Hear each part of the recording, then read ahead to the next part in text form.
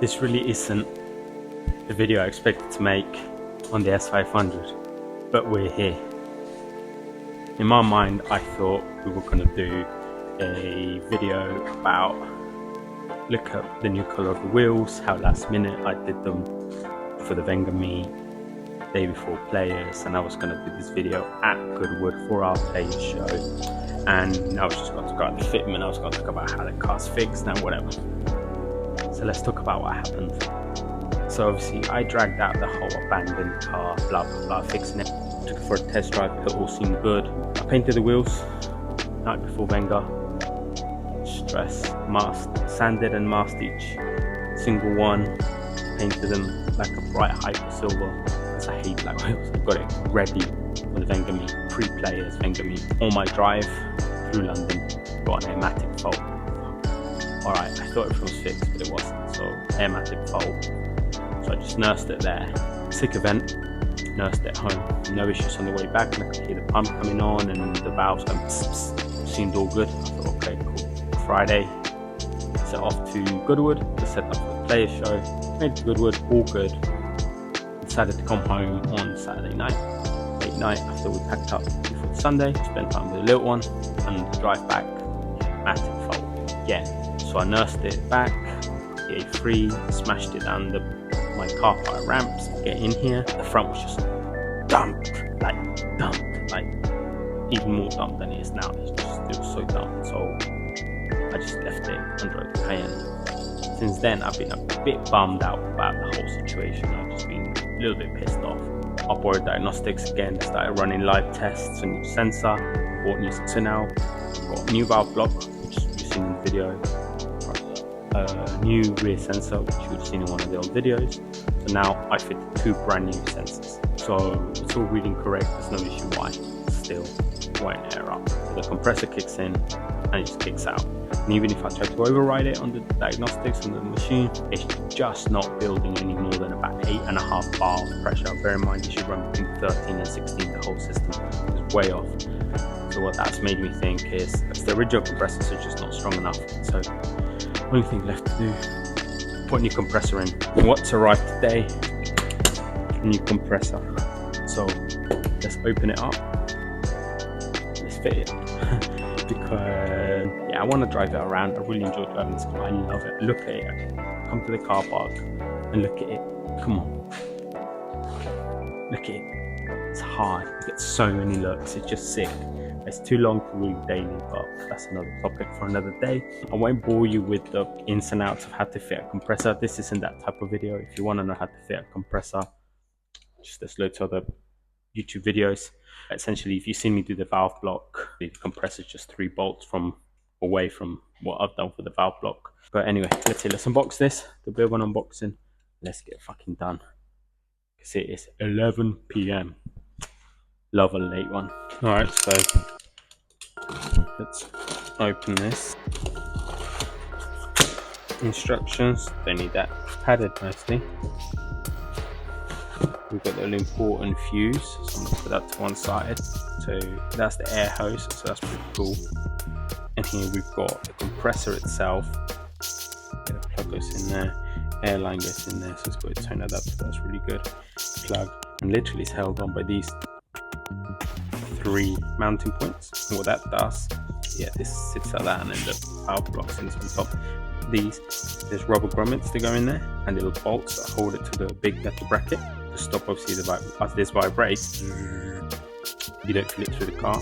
However, after I've done the valve block, I over tighten these so you do feel it through the footwell of the car, but who cares? Okay. I just want to get it in and plumbed, so let's get on it really.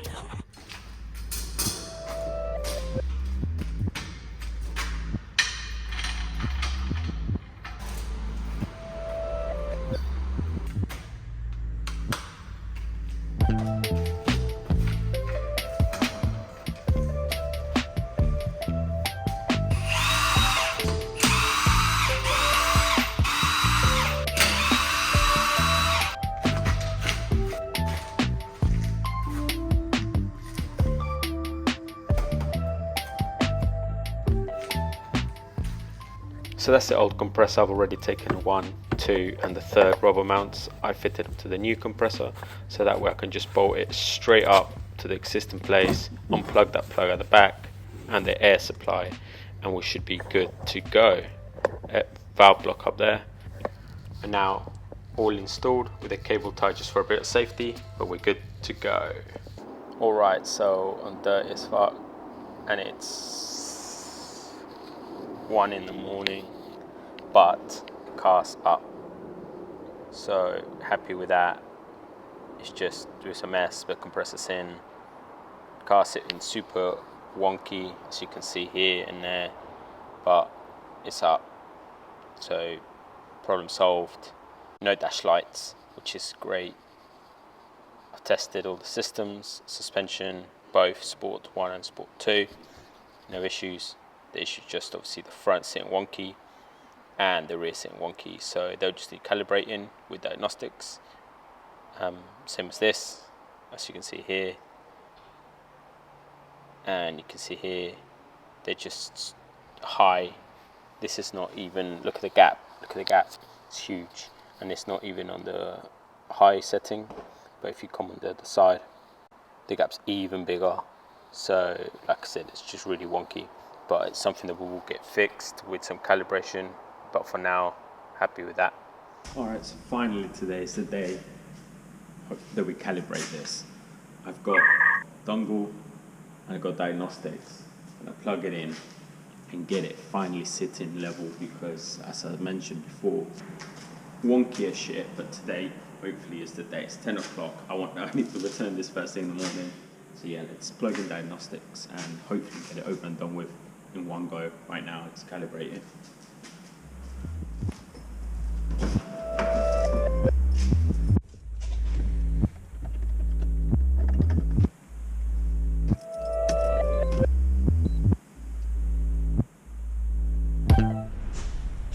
Finally, the car's all calibrated and it's all sitting level. The rear sitting bang on, the front sitting a little bit high for my liking, but that's as much as calibration will let me do. So the next thing I need to do is just adjust the fronts with adjustable links, Airmatic lowering links. They're the ones that hook me up with these, and also the Cayenne. Anyway, I should adjust the front, bring it down the front a little bit, but you know what, it sits bang on. Super happy. Boom, like finally done. 30th of December 2023.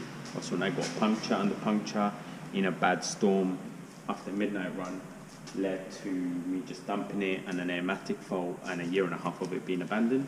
It's taken me 6 months realistically to sort of get it going, but it's going and it's done. The next couple of days, a few road trips in it. Tried to daily it, try to drive it to work. It's hot, the AC in that's banging, the AC in the Cayenne needs a new compressor. But anyway, that's a different story. Peace.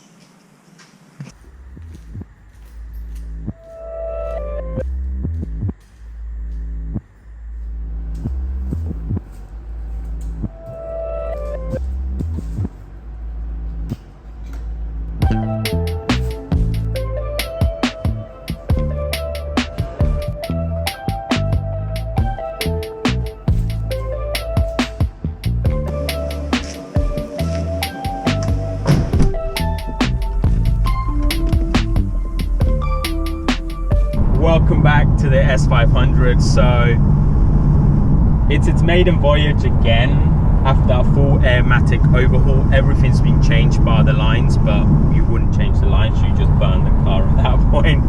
I've got a near on 200-mile drive to do, so what better time to try out a car that's not really been driven in almost 2 years. 200-mile round trip. I've been in the car 15 minutes. Just joined the A3 and I forgot how comfortable this thing is. The Cayenne has absolutely nothing on this. It does not touch the sides. It's so comfortable. Wait, it's starting to get sunny. I stole the sunglasses out of here to put in the Fiesta, so I just stole these out of the Cayenne just before leaving. I've got the car in full soft, which is really comfortable. I'm going to try out the stiffness settings, so Sport 1 and Sport 2. Even I think on Sport 2 is going to be softer than comfort in the Cayenne, but anyway.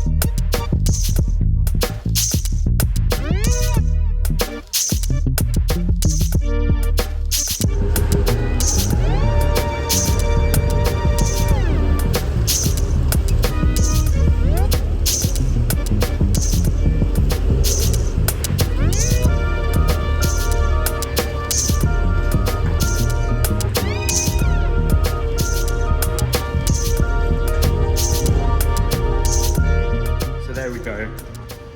Maiden voyage, the first drive was absolutely faultless, almost 200 miles, and that MPG is wild. Whereas that MPG is terrible. Anyway, I'm getting that to pick up the baby. But anyway, absolutely banging first drive. So happy with it. I missed it so much, and I forgot just how good and comfortable it is. Anyway, suspension tweaks next, but apart from that, good to go. Love it.